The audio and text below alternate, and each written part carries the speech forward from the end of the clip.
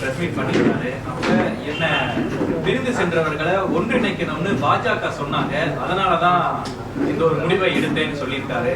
மறுபுறம் நீங்க பாஜக கூட்டணியில இருந்து வெளியே வந்திருக்கிறீங்க, இது உங்களுக்குள்ள இருக்கிறதுலயே ஒரு முரண்பாடா இருக்கிற மாதிரி தெரியுது. முரண்பாடெல்லாம் ஒண்ணும் இல்ல. அவர் ஏடிஎம்கேல இருந்தப்பே அவர் டெல்லியை சேர்ந்தவர்களை சந்தித்து வந்திருக்காரு. அந்த சமயத்தில் நான் தேசிய ஜனநாயக கூட்டணியில் இருந்தேன். நான் செப்டம்பர் 1 தேசிய ஜனநாயக கூட்டணியிலேருந்து திரும்பிய பிறகு தான், அதுலேருந்து வெளியேறிய பிறகு தான் அவர் போய் டெல்லிக்கெலாம் போயிட்டு வந்தார், உங்களுக்கு தெரியும். அதனால் அதுக்கு இதுக்கு ஒன்றும் முரண்பாடெல்லாம் இல்லை.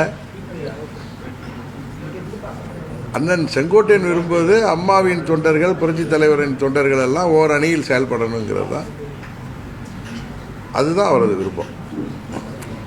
உதயகுமாரோட அந்த வீடியோ பார்த்துட்டு ரொம்ப கடுமையாக விமர்சனம் பண்ணியிருக்காரு, இதுவரை இல்லாத அளவுக்கு. ஏன்னா ரொம்ப விரக்தியின் உச்சத்தில் இருக்காங்க தம்பிலாம். விரக்தியின் உச்சத்தில் போனதுனால விஜய வான்னு கூவி பார்த்தாங்க.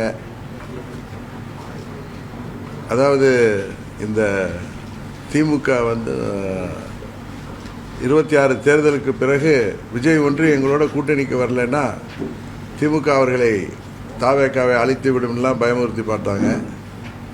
இன்னும் பவன் கல்யாண், சிரஞ்சீவி உதாரணங்கள் எல்லாம் சொல்லி அவரை ஏமாற்ற பார்த்தார்கள்.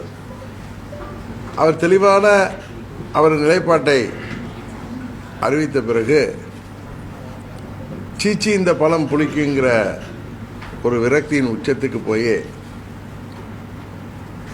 நான் உண்மையை சொன்னால் அதை கண்டு அவர்களுக்கு வேப்பங்காய தின்றது போல் தான் இருக்கும். ஏன்னா உண்மை என்றைக்குமே கசக்கத்தான் செய்யும், துரோகம் என்றைக்குமே அதன் வேலையை காட்டும். பிளே ஸ்டோர் மற்றும் ஆப் ஸ்டோரில் இருந்து பாலிமர் செயலியை QR கோடு மூலம் பதிவிறக்கம் செய்யுங்கள். செய்திகளை உடனுக்குடன் பெறுங்கள்.